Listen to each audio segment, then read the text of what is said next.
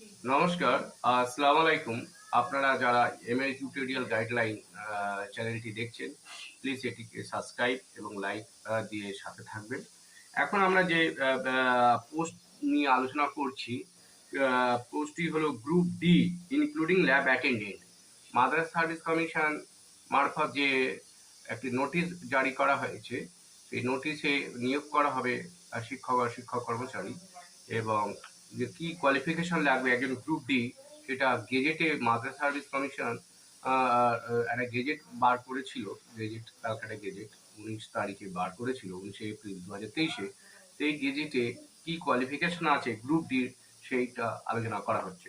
একজন group D পরীক্ষায় বসতে গেলে কি করতে হবে? এসেন্সিয়াল কোয়ালিফিকেশন লাগবে first class 8 from any school or madrasa recognized by or affiliated to the West Bengal Board of Secondary Education, West Bengal Board of Madrash Education, or equivalent to any approved madrasa or madhyamik শিক্ষা কেন্দ্র under minority affairs or madrasa education department or madhyamik শিক্ষা কেন্দ্র or under panchayat and rural development।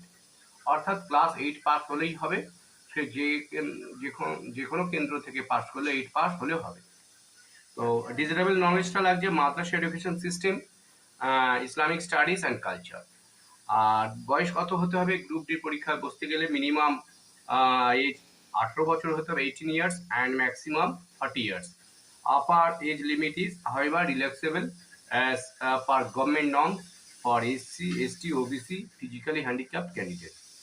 অর্থাৎ মাদ্রাসা service কমিশনে যে group D নিয়োগ করতে চলেছে, গ্রুপ ডি একজন প্রার্থীর যোগ্যতা ক্লাস 8 পাস হলে হবে। 8 পাস মাদ্রাসা থেকে হলে হবে, স্কুল থেকে হলে হবে, আপনার মাধ্যমিক শিক্ষা কেন্দ্র থেকে পাস করলেও হবে, অর্থাৎ 8 পাস হতে হবে। আর বয়স হতে হবে 18 বছর, মিনিমাম 18 বছর হতে হবে, ম্যাক্সিমাম 40 বছর। যারা এসসি, এসটি, ওবিসি, ওবিসি গ্রুপে আছে বা ফিজিক্যালি হ্যান্ডিক্যাপ গ্রুপে আছেন, তারা কিন্তু রাজ্য সরকারের নিয়ম অনুযায়ী বয়সের ছাড় পাবে। ধন্যবাদ। চ্যানেলটি পাশে থাকুন, লাইক এবং সাবস্ক্রাইব করুন।